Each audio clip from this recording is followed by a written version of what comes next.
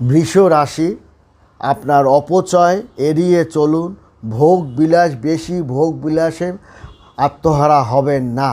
বৃষরাশির জাতক ও জাতিকাগণের আরাম ও বিলাসিতা কিন্তু ক্রমশই বৃদ্ধি পাচ্ছে, যেটা আপনার জন্য ভবিষ্যতে খারাপ হতে পারে। আপনার আর্থিক লাভের সম্ভাবনা আছে এবং আপনার ব্যবসায়িক ক্ষেত্রে অপচয় বন্ধ করুন। বন্ধু বান্ধব আত্মীয় স্বজনের পিছনে খরচের হারটা আপনার বেড়ে যাবে, সেটা আপনি সংযম রাখুন।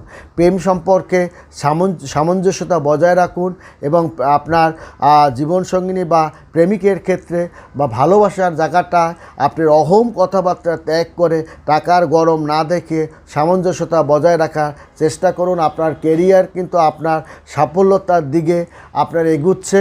বৃষরাশির জাতক ও জাতিকাগণের ভোগ বিলাসিতা বাড়বে, আর্থিক লাভের যে হারটা তার বৃদ্ধির দিকেই যাবে।